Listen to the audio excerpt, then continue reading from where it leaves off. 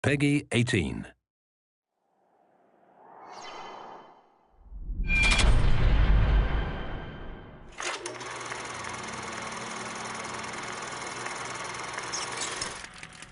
So the handyman or the handymen, there's a bunch of them in the world, are they're sort of a tragic figure, and I don't want to go into a ton of detail about sort of how these guys got put in these metal bodies, but there's a certain sadness to who they are and how they got there. But I'd rather the gamers find that out in the course of the game.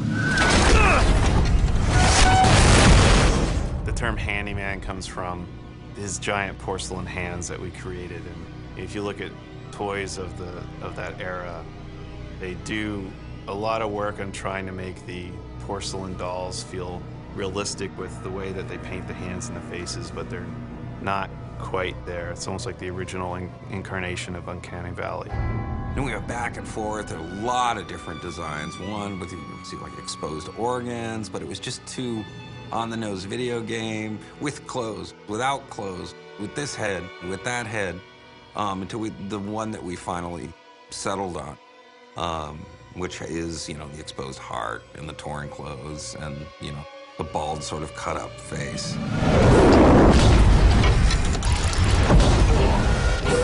And they have a range of abilities. They can leap these great distances in the game, and you'll sometimes see them coming in from the sky and landing from a great height, and then they'll be bouncing around in this space. They're quite agile for their size and quite powerful.